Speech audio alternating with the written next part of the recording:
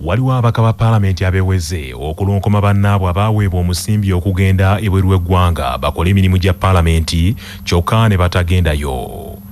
Ababaka bano nga bakulembeddwamu omubaka wa Bubulo East John Musira beweze nti balina olukalala olw'ababaka abo abazzi baweebwa obukadde n'obukadde bw'ensimbi okugenda ebweru w'eggwanga okukiikirira Paalamenti ku mirimu egy'enjawulo wabula ne beebulankanya. Okutambula si mutawaana nange ntambuddeko mu myaka 3 emirundi 5 ku Paalamenti ebisigadde byange ntambula ku lwange naye wano ku Paalamenti emirundi meka 5 naye waliwo atambudde emirundi 12 member wa opposition ate Minisita Mulamba waliwo abatambudde emirundi 5 waliwo abatambudde era bateekawo ne group bagiyita Sky Group. Kakati twagala tumanye singa watambula newankubadde nga gibeera mirundi 5 so tewali mutawaana naye wagenda jonna obusibubbi singa ogamba nti no bakuwadde ssente. Musira agambye nti olukalala olwo olujjuddeko ababaka ab'oludda oluvuganya gavumenti era nga n'abamu ku bakulembeze b'obukiiko bwa Paalamenti gwe bali ku lukalala olwo nga n'abandi baminisita ku ludda oluvuganya. Musira agambye nti olukalala olwo waakulwanjula eri bannamawulire essabbiiti ejja eggwanga limanye ekituufu ku bantu baagambye nti basusse obukumpanya n'okuzanyiranga ku nsimbi ez'omuwi w'omusolo. Embuutu n'ennyimba esuusuuta omutanda zibuutikidde disitulikiti y'Ekyotera mu ssaza Buddo. Ssaabasajja Kabaka empologoma ya Buganda Sseggwanga Ronald Mwenamutebi II bw'asiimye n'alabikako eri abantu be mu kitundu ekyo. Libadde essanyusa wonna mu Kyotera ng'omwana wa Muteesa atuuse mu bantu be era olw'essanyu Matumpa gw'avudde mu mmotoka ye n'atambula ng'abwawuubira ku bantu be olw'ekibuga kyonna ne kisaanikirwa enduulu. Abantu ba Ssaabasajja Kabaka mu disitulikiti y'Ekyotera n'okutuusa kati tebannakkiriza kye balabye era abamu badduse zambwa ne baleeta eŋŋoma zikungubijje mu kibuga ekyo lukeberwamu ayise. Omusasu waffe Soozi Ssekimpirwazi kaatuwa ebisingawo.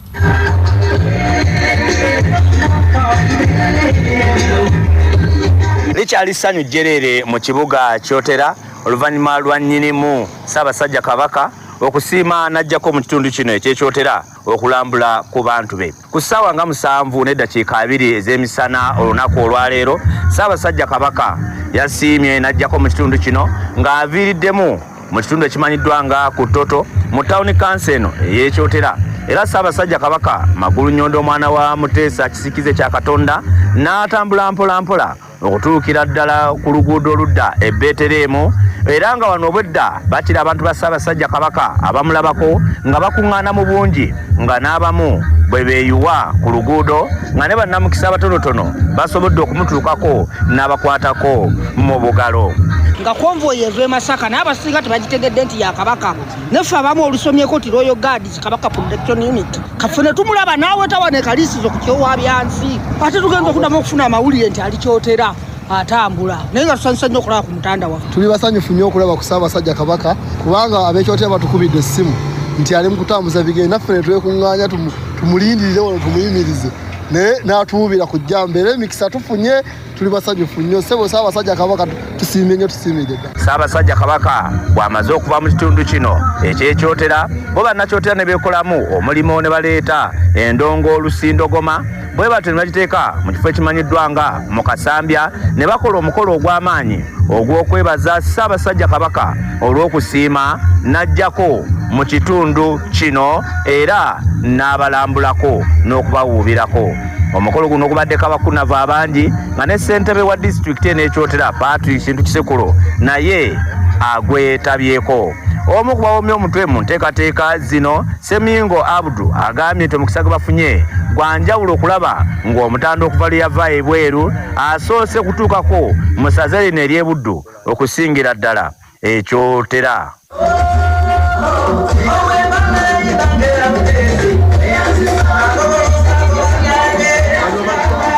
Alayidde ndi musanyufu nnyo okubanga olwaleero olabiseeko mu ssaza lino. Alayidde kulikayo ebweru kulikayo okujjanjabibwa ffe nga bannakyotera tugasa wamu eddoboozi ne tukkulisaayo ffe baani abafunye omukisa n'obeera nga osazeewo mutandikwa ddala ng'ozzeeno ewaffe. Ye musajja wa Kabaka Kirumira Charles Lwanganga naye omukolo guno agwetabyeko agambye nti eky'omutanda okusiima n'agenyuwalako mu kitundu kino ekyekyotera kabonero ak'enkulaakulana era akalaga nti okuyaayaana kyotera Town Council kuliko ogifuula municipality agambye nti kyandibanga ku mulundi guno kimaze okuggwa.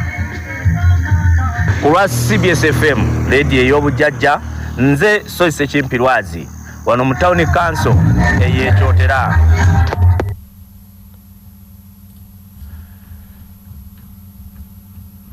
Ebyonga biri bityo gavumenti nate tutte mu parliament ennongoosereza amateeka agassawo ebitongole by'eggwanga ebyenjawulo byali yagala okujjawo wabula parliament n'egaana. Gavumenti amateeka ageegazizza eri parliament gaddemu geetegerezebwe ebitongole ebyo biveewo olw'okukendeeza ku nsimbi gavumenti zeesaasaanyiza ku bitongole ebyo.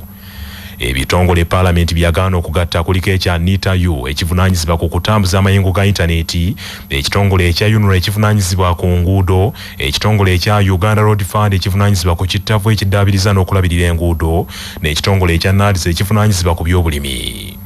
Ebitongole ebirala kuliko Uganda Coffee Development Authority ekivunaanyizibwa ku mutindo gw'emmwanyi, Uganda Forestry Authority ekivunaanyizibwa ku bibira, Cotton Development Authority ekivunaanyizibwa ku mutindo gwa pamba, ne Dairy Development Authority ekivunaanyizibwa ku mutindo gw'amata. Amateeka agaali gateekawo ebitongole bino parliament yali yagaana okukyusa, gavumenti gonna egakutte bukolokolo n'egazzaayo mu parliament gaddemu geekenneenyesebwe ebitongole ebyo bigibwewo. Gavumenti yagala ebitongole bino biveewo obuvunaanyizibwa bwabyo butwalibwe wansi wa ministry evunaanyizibwa ku bitongole ebyo ezivunaanyizibwa ku bitongole ebyo okuli ey'ebyenguudo ku lw'ekitongole ekya UNRA ne Uganda Road Fund, ate ekitongole ekya NITAU kizibwe wansi wa ministry evunaanyizibwa ku bya tekinologiya n'okulungamya eggwanga, ekitongole okuli eky'emmwanyi, eky'amata n'ekitongole ekya pamba wamu n'ekya NADS byonna bizibwe wansi wa ministry eby'obulimi n'obulunzi. Olunaku lw'enkya mu lutuula la parliament gavumenti mwetesiteese okwanjulira ennongoosereza ezo okusinziira ku lukangaga lw'ebigenda okuteesebwako olunaku lw'enkya. Ekibinja ky'abana FDC abalala 14 ku ludda lwa Katonga Road okuli n'abaka ba parliament basatu basimbiddwa mu kooti ya Buganda Road ne basomerwa emisango egyekuusa ku kweyisanga ng'abatalina makulu. Bano okuli Ibrahim Semujungando omubaka wa municipali ey'Ekira, omubaka wa municipali y'e Kabale Kamara Nicholas ne amyuka Lord Mayor wa Kampala Doreen Nyanjura ne muna FDC Harold Kaija wamu n'abakulembeze abalala basimbiddwa mu maaso g'omulamuzi Ronald Kayisi emisango ne bagyegaana. Bano bavunaanibwa ogw'okwefuula ekitajjansa n'okwecwacwana ne batuuka n'okuggala enguudo mu bitundu ebyenjawulo ne bataataaganya n'abantu abadde batambula agaabwe. Kigambibwa nti bano badde batambula nga boolekera ekitebe kya Kenya mu Kampala okutuusaayo okwemulugunya kwabwe olw'abanna FDC abalala 36 abaakwatibwa mu bitundu by'ekisumu mu Kenya ne bakomyazibwawo mu Uganda ne baggulwako emisango omuli egy'obutujju era ne basindikibwa ku alimanda mu kkomera Luzira. Abantu 5 bavunaanibwa mu musango guno okuli Harold Kaija n'ababaka ba parliament Kamala Nicholas, Ibrahim Semujunganda Nangozi Farida wamu ne deputy Lord Mayor wa Kampala Doreen Nyanjura bo bayimbuddwa akakalu ka kooti ka nsimbi akakadde kamu buli omu. Wabula abalala 9 bo basindikiddwa ku alimanda mu kkomera Luzira okutuusa ng'ennaku z'omwezi 7 omwezi guno ogw'omunaana, engeri gye kiri nti abadde bazze okubeeyimirira kooti bazudde nga si bamuzinzi bulungi.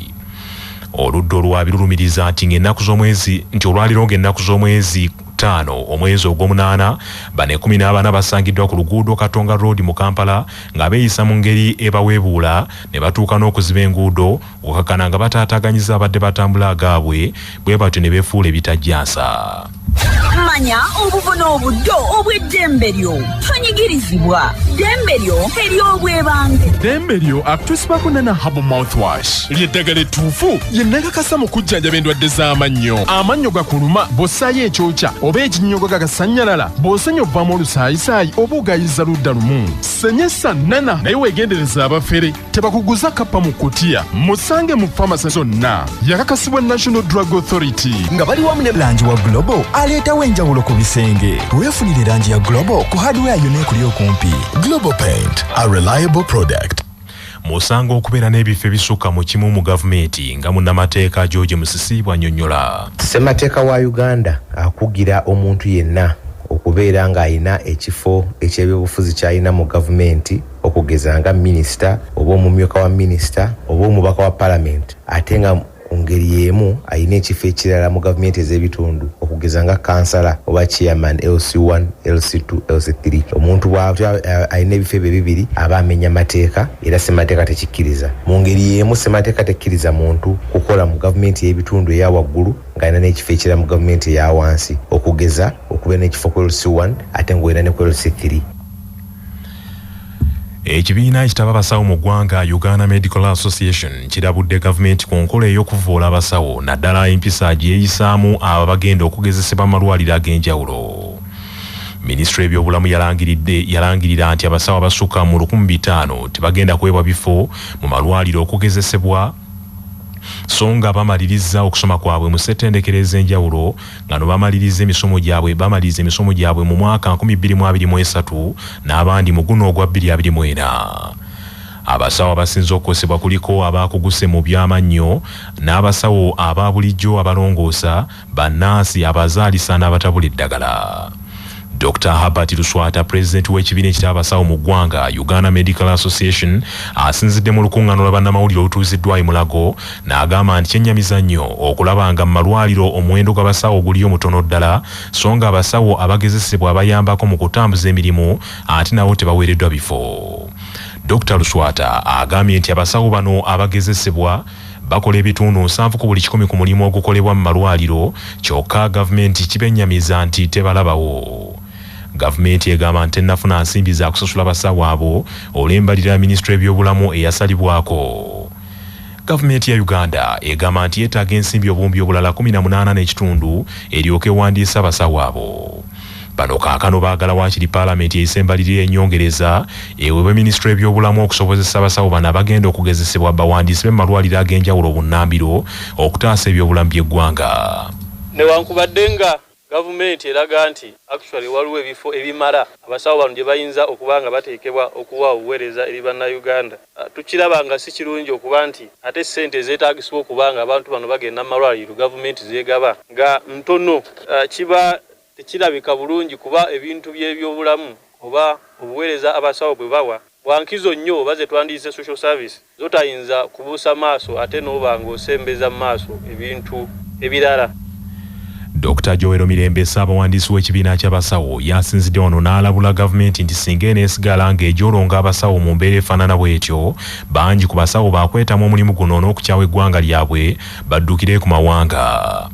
Dr. Joseph Odonga akulira abasawo abagenda okugezesebwa mu kibiina ekya Pre-Medical Interns mu Uganda agambye nti kibaluma nnyo okuwulira nga newankubadde bamaliriza okusoma emyaka 5 tebasobola kufuna mirimu kukola ate nga tebasoose na kugezesebwa. Emmanuel Ainebyona, omwogezi wa minisitule y'ebyobulamu, agambye nti okutuusa nga gavumenti ebawadde ensimbi ensonga y'abasawo abo gavumenti erina minisitule terina kyakubakolera. Kino kyava nti ensimbi zaali nga tezimala ate ne kati n'ensimbi tezineeyongera, so tusigadde ku 1 million net nga allowance y'aba medical interns. Ffe nga ministry tufuba nnyo okulaba nti abasawo baffe bayita mu internship ne batandika okukola nga abadokita bwe banga bamaze okufuna licenses. Ate kye kisinga nnyo obukulu. Kasita gavumenti esazeewo okulaba nti esindika ensimbi ezo zeetaagisibwa okusasula 1 million, naffe tubeera nga tuli basanyufu. Ensimbi bwe banga zirabise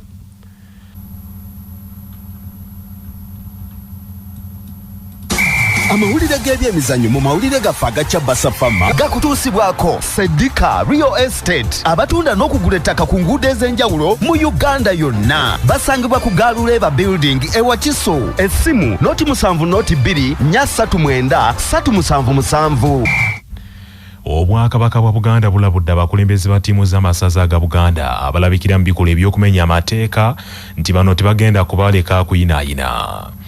bibaddemu obubaka obw'oweekitiibwa Ssaalongo Robert Sserwanga, minisita avunaanyizibwa ku by'emizannyo, abavubuka n'ebitone mu Bwakabaka, babadde ayogerako eri abakulembeze ba ttiimu z'amasaza mu lukiiko olutudde olwaliro wano ku mbuga ya Buganda enkulu mu Bulange Mmengo olw'okukuba ttooki mu luzannya lw'empaka z'amasaza olwasoose. Twesanze nti entalo ezimu ze twatandise okulaba mu bisaawe zibadde ziva ku bukulembeze obutatuukiridde bulungi, ng'osanga omu ku bakulembeze ba ttiimu nga ate yasinga okuwagana abawagizi okulaba nti ate bajja n'okusibuka empisa. Naye kati tukanyiza nti empaka zino okutambula ziggwe bulungi buvunaanyizibwa bwa buli omu, era tugenda kukangavvula buli mukulembeze wa ttiimu yenna anaayolesa empisa etali ya mupiira eyinza n'okuviwako omupiira okuyiika.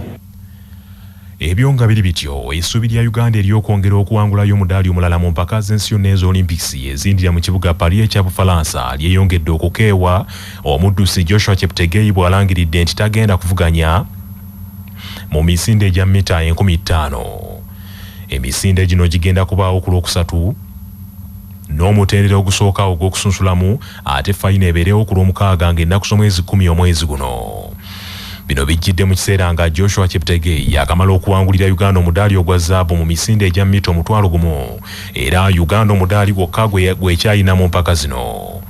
Wabula mu kusooka Joshua Cheptegei abadde yeewandiisa okuvuganya ku misinde gyombiriri egya mita 1000 n'egya mita 5000, wabula kati akakasizza nti siwakuvuganya mu misinde egya mita 5000 gye yawangula mu mpaka z'Olympics ez'omwaka 2020 e Japaani.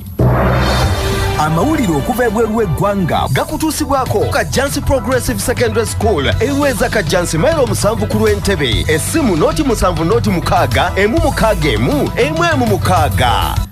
Ekiri e Bangladesh kissa kinegula abeekalakaasa batasalikako musale bawalampye ku kasolya akamaka g'omukulembeze w'eggwanga eryo ne basumulula endongo nga bajaganya olw'okuvuunika gavumenti. Mu ttuntu lya leero Ssaabaminisita wa Bangladesh Sheikh Hasina pondoose n'alekulira oluvannyuma lw'emyaka 20 ng'afuga eggwanga eryo, era kitegerekise nti omukyalo oyo addukidde buyindi yeekukuma eyo. Abavubuka abeekalakaasi beekoze buli kye balowoozaako bwansi w'enjuba mu maka g'owa Ssaabaminisita, boonoonye buli kye basanzeeyo nga n'amagye gatyo okubatambaala ne bawalampa waggulu ku kasolya ne baliira eyo emmere, ate abalala beetisse n'ebitanda n'emmeeza ne babyetwalira. Pulezidenti wa Bangladesh ng'ono ye wa mikolo Muhammad Shahabuddin oluwulidde bino alagidde amagye gayimbula omukulembeze w'oludda oluvuganya gavumenti Khaleda Zia wamu ne yali Ssaabaminisita w'eggwanga eryo, era amagye gatandikiddewo n'enteeseganya ez'okutondawo gavumenti ey'ekiseera. Omukyalo ono bannansi bamulanze effugabbi, era bamulanze okubuzangawo abantu abamuvuganya n'okuggalira abatalina musango n'okuttanga abantu mu ngeri eteriiko kunnyonnyola. Agavuda mu kunoonyereza wano ku Kyabasafama gakutuusibwako Supertech, akuuma akayamba mmotoka yo okukendeeza ku nnywa y'amafuta ebitundu 12 ku 100, saako okukuuma yingini yayo nga nnamu n'obutafuuwa kikka. Okumanya ebisingawo okuba ku 0751 46 002 nga bali wamu ne Kyaddondo Technical Institute Busaabala abakuwa obukugu mu bya engineering, technology ne business ku ddala lya certificate ne diploma n'obeera wa njawulo mu katale k'ebyemirimu. Mu mawulire ag'empuna, ekkaddiizo mu Amerika lyekoledde amawulire bwe lisaba okuludda akaguwa k'engatta akakyasinzeeyo obuwanvu mu nsi yonna. The City Museum ey'omu ssaza Missouri erya Amerika likubyeko ne libooga olw'abantu abagenza okwerolera ku kaguwa k'engatta akasingayo obuwanvu nga kaweza fuuti 2729. Amawulire gategeezezza nti akaguwa kano mu buwanvu kasukka mu kitundu kya mayiro ku kampuni yakakoze kaakano etandise okutetenkanya engatto Semagatto gye bali kasibamu wadde nga teriyo muntu ayinza kujambala.